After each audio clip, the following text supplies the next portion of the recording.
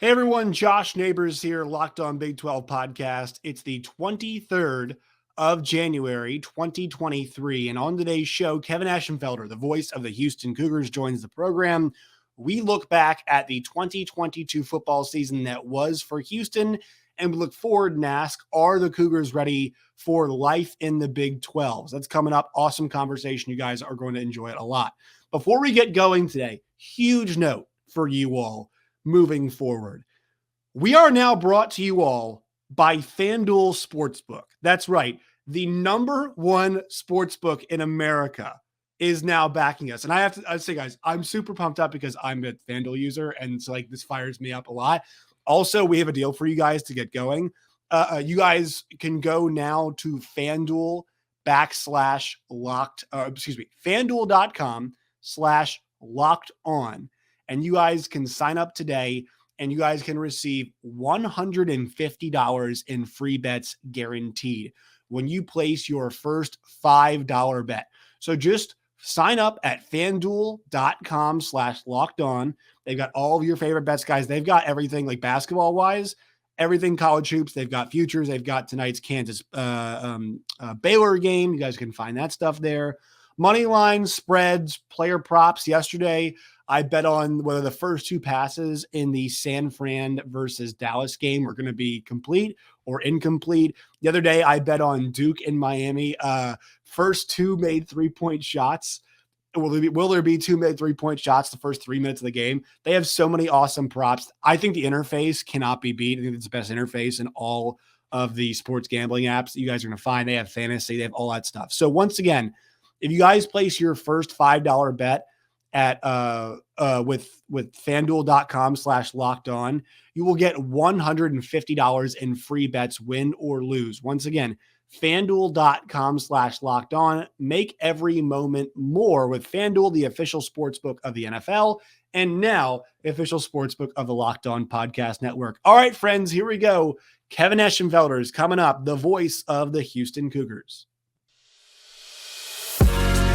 You are Locked On Big 12, your daily podcast on the Big 12 Conference, part of the Locked On Podcast Network, your team every day.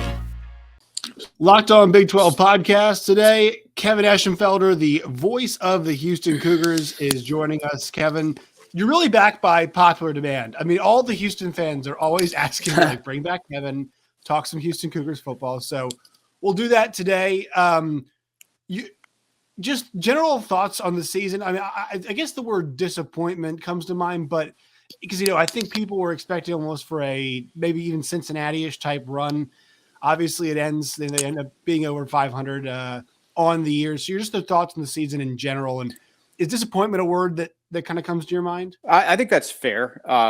Expectations may have been a little high going in, which is, it's like the whole preseason rankings and things like that what are we basing this on and things like that. But, it's, it was a disappointing season. It was a disappointing end. There was, I'm not one that a lot of people will discount the quality of play in the American Conference, and I think that's wrong. And I think we saw that with Tulane. We saw it with Cincinnati the year before when they had 9 players taken in the NFL draft. But there were disappointing games. The game at SMU was disappointing, other than the fact that the Astros won the World Series that night. It was disappointing that you give up 9 touchdowns on 9 possessions. Those are things that you don't want to see happen. The Texas Tech game, you get off the field. Literally, if you get off the field in overtime on a 4th down and 20, you win the game, and you couldn't do that. So it's that little margin of between winning and losing, and we all know that all too well. The most disappointing one was the last game of the season when you lost to Tulsa. That's one that that's one that's a head scratcher there. But you try to move forward and get better. Clayton Tune was outstanding. He threw 40 touchdowns, threw for over 4,000 yards. He did everything that he could possibly imagine. I think they missed Alton McCaskill more than people. It's one of those deals when you have a guy part of the season and then you lose him. Everybody goes, "Oh man, we really missed that guy." But when you never have him to begin with, and this is one of the best freshman running backs in the country from 2021. When you don't have him, I think that affected this team a lot, and that's taking nothing away from the guys that did play back there. But he was a special. He is a special running back, and they missed him dearly. But I think disappointing is certainly something to be a way to describe it from the standpoint. Injuries. Everybody has injuries. They had some. It wasn't about quantity as much as quality. A guy, Derek Parrish, who was a National Defensive Player of the week after the Texas Tech game. He tore a biceps or tore a pectoral muscle, and he was out for the rest of the season. So they had some key injuries as well. But then again, everybody does. That's not an excuse.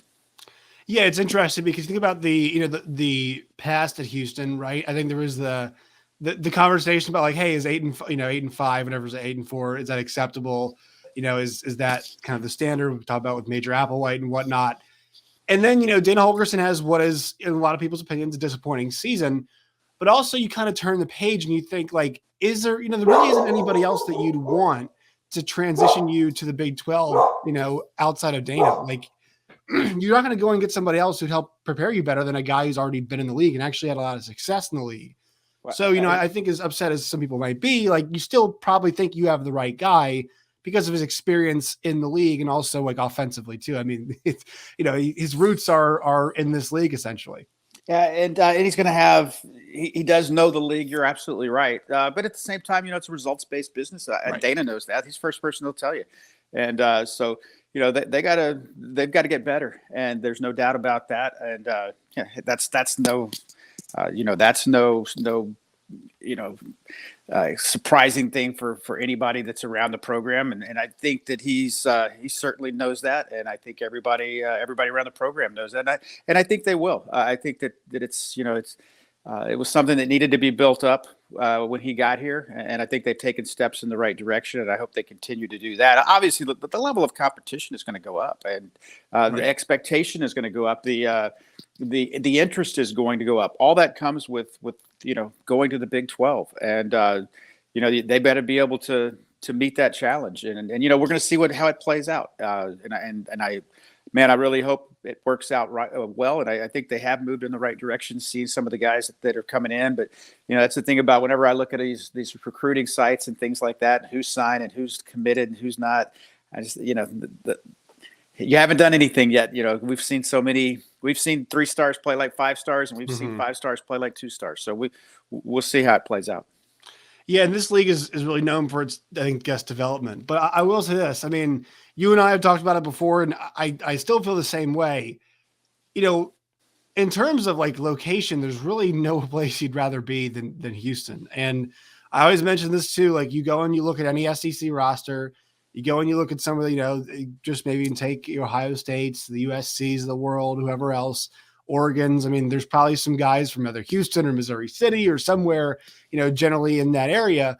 And so I still believe that because Houston now is playing Power 5 football, the allure of Houston, the allure of staying at home, or now even the allure of transferring back home and being able to play at, once again, don't want to discount the AAC, but still there is a Power 5 cachet to it. I still like where Houston is, obviously locationally, and I think, transitioning to Big 12, I mean, you have to think it's going to help them. Like, there's no way it hurts them, right? I've talked with other coaches in other sports. I spoke with Dana yesterday. We didn't talk about that specifically, but I have talked about it with Todd Whitting, their baseball coach. And this was a year and a half ago. He said, we're 2 years away from going to the Big 12. And he said, I already see a difference as far as the recruiting is concerned, just guys that are going to have the opportunity to play. Yeah, it's absolutely going to make a difference. Yeah, like you said, we've talked about it. There's so much talent here. Go look at those rosters, whether it's Oklahoma. For years, it was, Oklahoma was made up of guys from Dallas and Houston. And so, you keep some of those here. And then with the transfer portal, it's for lack of a better term, it's free agency. And so, a guy's not happy whether he goes someplace else. And then, he says, what, enough of that. I want some home cooking. Mom's right here. I want to get back home, play in front of both my parents and things like that. So that's another thing too. And there's a lot of things to do, obviously, in Houston. So it's a big city, and that's good for some people, bad for some people, whatever the case may be, whatever you like. But it should help. It will. It shouldn't. I shouldn't say it should help. It will help. It will absolutely help the recruiting. The biggest thing for Houston, I think, as we look forward, is they had the 8th best in terms of passing yards per game, passing offense, right? Clayton Tune obviously was a guy who's there for a while, played a lot of football, but they're gonna have to move on from him now. And it looks like they might be doing that in the form of a guy that had a really great, had probably maybe his best performance. They actually did his best performance of the year, Donovan Smith against Houston this year. So do you think, right now that's probably who's going to be the guy heading up the offense in 2023?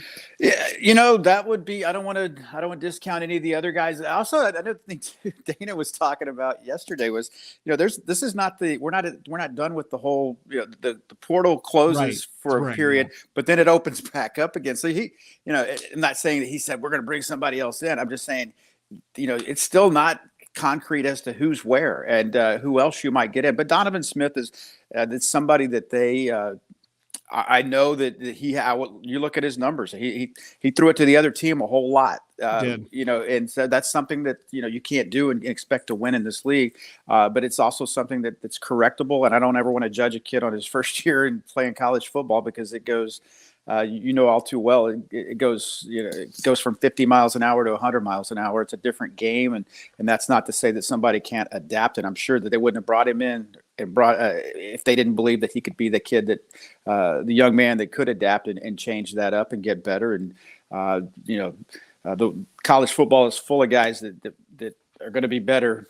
Let's face it, if you're not better as a sophomore than you were as a freshman or your next year, you're probably not going to be around very long. And that's the game slows down to guys, and you're hoping that's going to be the case. But, who's to say? I don't know what they're going to do. Lucas Coley is a guy that was 4th on the depth chart when the season started. There was no doubt Clayton Tune was going to take every snap that he was healthy to take. Right. For good reason. And but the fact is that Lucas Coley was a guy, he was 4th on the depth chart. And he was the backup by the end of the season. And so that tells you something about what we can't see, which is what he does in practice, what he does in meetings, things like that. And so he's there, and I'm not going to ever discount a guy like that because you know how it is. Some guys just we saw it. I can go back to the Texas days of Sims and Applewhite and things like that. So you just never know. And but Donovan Smith, I think. I mean, logic would tell you that that's the guy that they would love to be calling signals next year. Yeah, and I think he fits too. I mean, we saw how heavy they were in the QB run game this year. Yeah, Houston was. And Donovan, I think, as much as I like Zach Hitley, and I think Donovan's a good player, like the chuck it 55 times thing was not really – that's not his bag. Right. And I think that's kind of that might work out a bit better. One guy that I know they're making moves in the portal, getting a few guys at the receiver position, but losing Nathaniel Dell, man, that guy was a special player. Always fun to watch. And I think he's gonna have a good NFL career too. Go ahead. Just I'm telling you, you would go out there and watch him in warm-ups, and he'd come over and say hi and things like that. Man, you're thinking, how in the world? He was tiny and man, tough as nails, and just he had that. And it's like. His nickname's Tank, right? But he told me, and just to pull the curtain back a little bit, I asked him one day, I said, because I would call him Nathaniel his first couple of years while I was calling the games. And he goes, no, man, it's Tank. And I said, well, how'd you get Tank? Is it because you're so tough? He goes, no, he said, my mom said I had a big head. So I just thought, that's from his words. But anyway, no, he's just special. I mean, even when they won the bowl game, it's like, how do you just throw it to him and just let him go do something? And he did. And I always talked about what greatness is that when the other team knows what you're going to do and they still can't stop it. And that's just it with him. You see guys miss, and I appreciate so much. And I would have never criticized him for not playing in the bowl game, but the fact that he did, that's to me, that speaks a lot about Tank Dell. Same thing for Clayton Tune. That they played in that bowl game because I don't know why they played, but other than the fact that I know Clayton said, he goes, we got to get another game on the schedule. That's why I'm playing. But yeah, Tank he's special, and I agree with you. I think he's going to have a really good NFL career. He's that guy that, man, I've never seen anybody get a good shot on him. I've never seen anybody. Yeah. I've never seen him be slow to get up off the turf. And it's funny, it's like, I mean, talk about sitting out of the bowl game. This is a guy who had that weird journey to get to to where he was at Houston. You know, it's like you go to Alabama A&M and then Independence Community College. So it's like you're there and, you know, it's like, hey, you know, I've reached the point I'm going to get drafted. And I actually think it's more of a risk for those guys who are potentially later round guys to play because there's a huge difference between going undrafted and getting drafted in terms of money and all that kind of stuff. So I think with that, my dog does it too. I'm sorry. No, you're all good. My dog likes to talk too. I've got guys. I got guys working in the it's all good. Front flower. And it's, you know, it just kind of shows you what guys. And look, I've already seen a bunch of articles with teams being like, you know, writers, certain teams like, we want that guy, we want that guy, we want that guy. He's gonna find his way. On defense, you know, they were awesome on third down. I think was it last year they had like a really, really good third down defense, 21. Yeah. How'd that play out in 2022? Because it just felt like they couldn't get everything working at the same. It was a big problem for them. Not everything was working at the same time. It felt like the offense would go cold, the defense would play well, okay, sometimes, and then maybe vice versa. How'd the defense do? And was that third down their calling card like it wasn't fast? It was so weird. No, the defense it needed to improve. Yeah, that was I think the most disappointing part of the season. Obviously, was the defense because they were so good. They got after the quarterback and Derek Parrish, that edge rusher. I mean, I'm talking about an elite college edge rusher. Losing him, that was big. But you know, they gave up. I think they gave up 9 touchdowns on 9 possessions to SMU. They just couldn't stop them. There were games in which, and then they go to East Carolina, who's on this 6-game roll or whatever it was they were on, and they beat them 42-3. And it was so the inconsistency was somewhat maddening. But you said, you know, if they can do this, why can't they do it this week? And I think the inconsistency was something that was a big part of it. And we go back again too that they lost some dudes off that defense. I mean, they lost, you know, Marion Williams, Marcus Jones. You lose bookend corners, DeMarion Williams, bookend corners from the year before. That's a big part. You know, that, okay, you say, well, that's 2 guys. Well, you just don't know how much those 2 guys took the field and made it a half a field that they had to defend. You know what I'm saying? And then so, you know, they lost a lot, but defensively, that was probably the most disappointing part of it. When they needed to get off the field, they had trouble getting off the field, something that they didn't have any trouble with the year before. And, you know, it was a Doug Belk defense. It was still his defense. And for the most part, it was the same guys with the exception of the very, very elite players that went on to the NFL from the year before. And it certainly made a difference. And that was a frustrating part about it. When they needed some stops, they couldn't get them. I meant to ask you about the SMU game. It was crazy. It was like arena football. I was looking, you know, I was looking over at my counterpart from SMU on the other side, and I said, you know, Dallas Desperados versus the, you know, whomever, because it was. How long was that game? It was. I'm not sure if it ended yet. It was bad. Yeah, I mean, it was bad. It was, you know, it was the only, like I said, the only redeeming quality, the only redeeming factor of that whole game was the fact that the Astros won the World Series that night. So that was. How many cups of tea for you during that game? No, I'm a bottled water guy. We don't get tea on the road games. The guys at SMU were, you know, it was a long night. It was a long night. It was a frustrating night because, you know, you felt like, you know, after a few times you're like, just got to stop. And, you know, the funny part about that, Clayton throws an interception in the end zone at the end of the game which would have made it a 7-point game. You know, you give up whatever they gave up. I don't even remember what the score was, 70-63, whatever it was. It was a high scoring. I think it was the highest scoring regulation game there's been. And they, you know, Clayton kind of threw a desperation pass into the end zone. They got picked off. Kid made a great play on it from SMU. They score there. It's a 7-point game with like 2.5 minutes left in the game. And so that was the crazy part, that it was because you're doing the game. You're thinking, well, this is going to be a blowout. And then all of a sudden, man, it's not a blowout.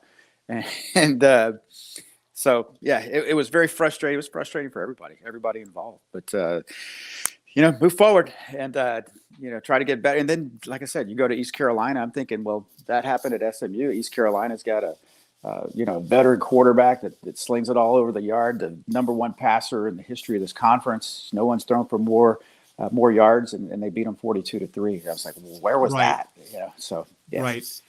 You know, and kind of gets us to like the tail part of this conversation. I mean, do you think Well, first of all, were there any changes? I'm not done all my homework, so it's bad on me. But any changes staff wise that have been pretty significant for them heading into this coming season? Not to my knowledge, and no, not to my knowledge. Not that I've seen anything from that standpoint. I will say that Doug Belk did move from down on the field to up in the press box about defensive coordinator. I don't know how big of a deal that is, but other than that, not really.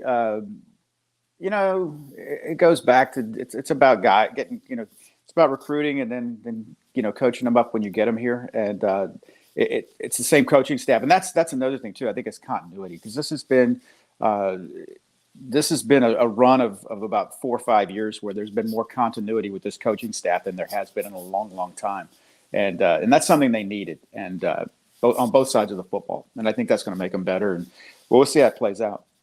I'm going to ask you a really unfair, loaded question that you can answer any way you'd like to. Is Houston Cougars football ready for the Big 12? Or is it one of those you don't know until you know type situation? Well, if you want me to straddle the fence right now, as of what I saw at the end of the season, no, I don't think they're going to have to be ready because they're going to play in it. But no, they're going to have to be better than they were. I mean, and I think, like I said, I'm a U of H guy through and through. But they're going to have to get better. And if anybody that's associated with the program looks at me, they go, she's absolutely right. Yeah, they're going to have to get better. And does that mean they can't get better? I absolutely think they can get better. I think they're going to be better than they were the year before, and they're going to have to be. Now, how does that play out against better competition week in and week out?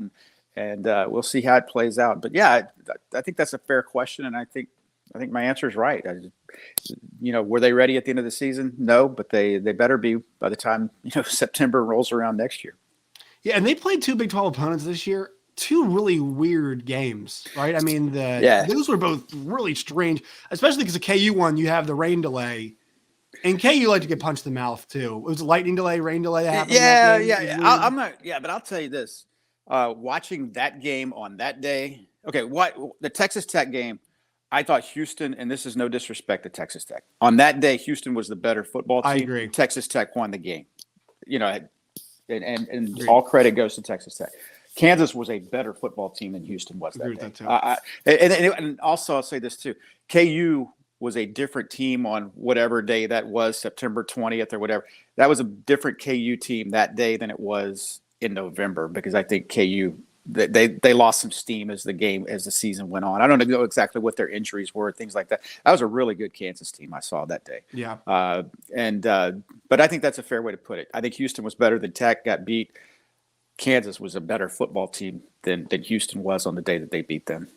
And I think Dana's, he's not under any illusions. This is a really good coaching league. It has to be, right? I mean, absolutely. A lot of these programs, I mean, K-State, Iowa State, Oklahoma State, Texas Tech. If you want to win in some of these places, you have to coach them up, man. You have to coach them up, and that's the challenge, right? It's you run into Kansas in September, and that team's fully juiced. They're all healthy.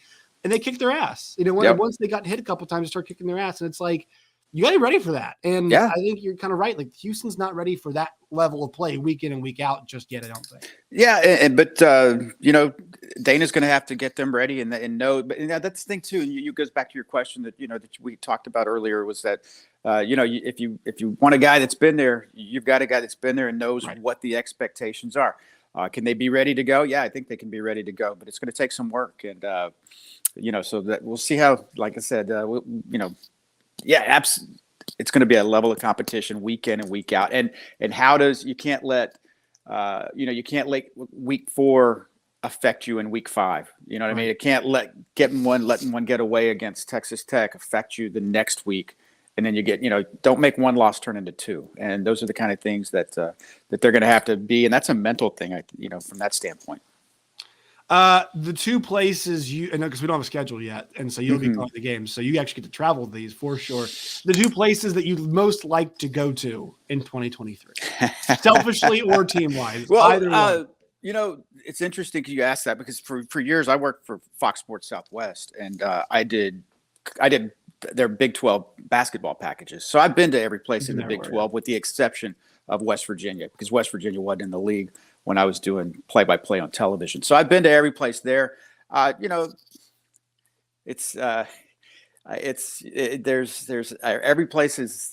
Every place is different. There's no place in the Big 12 that I can go, oh man, that place is terrible. I love Manhattan, Kansas. It's all, you can find something to do. I'm a positive guy, man. I'll find something fun to, go find a nice restaurant, find a fun place to go have a beer and a burger and things like that. So I have no problem with any of those places in the Big 12.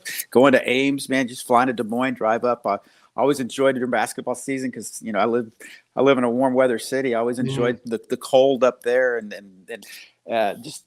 What I loved about the Big 12, particularly on the basketball side, was just the enthusiasm. I mean, you go to Waco and man, the place would be jumping. You go to Hilton and go to Manhattan. You go to Fog Island, obviously, but you go to all those places and the building's always jumping and that's what I'm looking forward to. I'm looking forward to the atmosphere, a bigger time college football,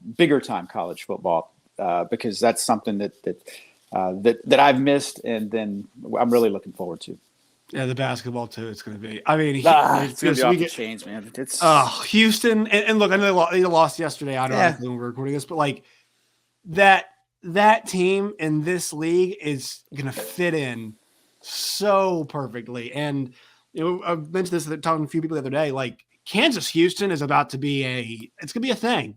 Yeah. Like it's going to be this awesome, amazing budding rivalry, most likely. And Houston anywhere else too. Yeah, Baylor's going to be there. I mean, this is going to be, Texas Tech gets back to where they were. I mean, K-State's always a a tough place to play. Ask Bill Self. I mean, right. It's going to be fun. Yeah, and Houston just lost. With their number one team in the country, just got beat at home. Game they just couldn't throw it in the ocean. Yeah. So it seemed it's amazing. Number one team in the country, they got beat. They gave up 5 field goals in the second half. It's still they can guard. They can guard, man. They can guard and they can rebound. I'll tell you that. Yeah, they can. In the Final Four is in Houston, so I'm hoping that they make a nice run in the NCAA tournament. It'll be fun and a good way to go into the Big 12. All right, Kevin, where can people find you and your work and all of its variety? You know what? You ask me this every time, and I couldn't tell you what my Twitter handle is I work at Kevin Esch1. We have it right here for you. So you know more than I do. So I do. I do. Tells you how interesting of a follow I am. But yeah, hey, I've been fortunate enough to University of Houston football for the last 10 years. Astros baseball, pre and post game shows, and a few games here and there, and on the Rockets as well here in the Houston area. So that's where people can find me for the most part. Kevin Eschenfelder, the voice of the Houston Cougars. We appreciate your time. We'll talk to you again as the football season approaches in 2023. Thank you so much. Looking forward to it, Josh. Thanks for having me.